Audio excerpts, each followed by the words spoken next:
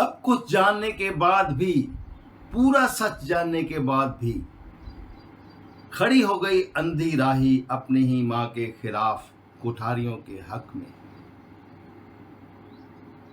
क्या ये सच में अनुज अनुपमा यानी कि मान की बेटी है?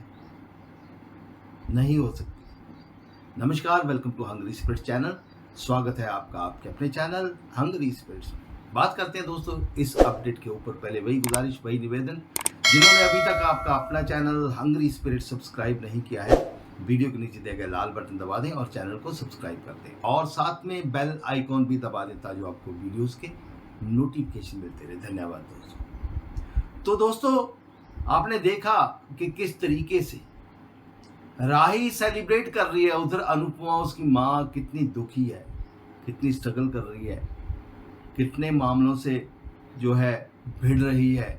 यहाँ पे ये अपने परिवार के साथ जश्न मना रही है, गले लग रही है कि अब मेरे इस सुखी परिवार को किसी की नज़र ना लगे, क्योंकि आर्यन का मामला थोड़ा ठीक हो गया है, जो कि इसको नहीं पता कि ये टेम्परेरी ठीक हुआ है, अभी आगे बहुत कुछ होगा। तो दोस्तों, यहाँ पे अनुपमा आती है कि परिवार पूरा नहीं हुआ फोटो लेके, और सबके ऊपर बिजलियां क्या, पहाड़ क्या, पता नहीं क्या क्या गिर जाता है। और अब कोठारियों के पास मानने के अलावा कोई चारा है नहीं। अब सच को कैसे झुठलाएं कि ये हमारी बेटी तो है ही नहीं। भैया कौन है ये, हम तो जानते नहीं, ये नहीं कर सकते। तो वो मानते हैं। यहाँ पे कहते हैं कि उल्टा चोर कोतवाल को डांटे।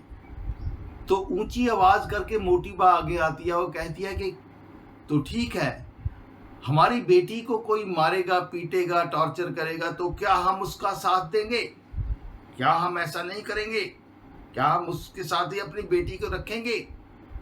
फिर पराग कोठारी कहता है कि आपको एक क्रिमिनल की बातों के ऊपर विश्वास है, हमारी बात के ऊपर नहीं। जब अनुपमा कहती है कि भाई ये आपने अपनी बेटी से सच सुना है ना, आपको क्या पता उनका अंदर का मामला था क्या,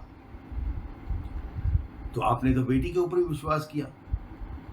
तो पराग कोठारी जब 2-3 बार क्रिमिनल कहता है तो अनुपमा पूछती है कि जब पंखुड़ी जिंदा है तो ये जो है राघव क्रिमिनल कैसे हुआ? भाई, जो हमेशा जब अनुपमा की बेइज्जती होती है, अपमान होता है, पाखी करती है, जो कोई करता है, वो गूंगी बनी रहती है। अब वो कोठारियों के हक में खड़ी हो जाती है ना।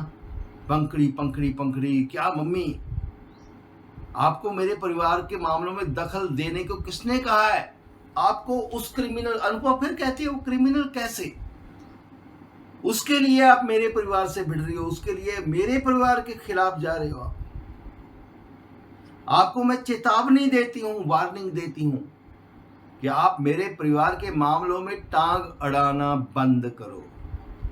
और बहुत कुछ अनुपमा को कहती है वो। मगर दोस्तों, यहां पे अनुपमा परवाह नहीं करेगी कि बेटी रूठती है तो भाड़ में जाए। वो दुखी होगी डेफिनेटली। वो राही से प्यार करती है, अंधा प्यार करती है।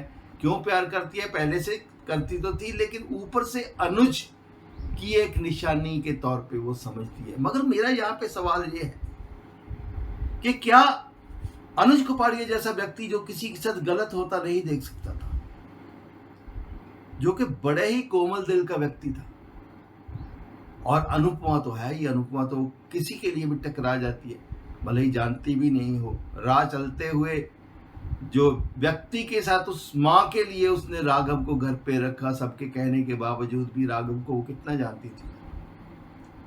मगर किसी के साथ लगे कि गलत हो रहा है तो वो उसका साथ देती है। तो यहाँ पे भाई शरेआम सब चीजें सामने आ गई कि बेईमान कोठारियों ने कैसे एक निर्दोष व्यक्ति को फंसाया।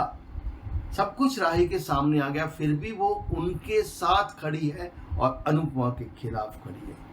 तो क्या ये हो सकती है मान की बेटी? नहीं हो सकती। क्या कहते हो? कमेंट कीजिएगा। देखते रहिए चैनल हंग्री स्पिरिट्स। धन्यवाद।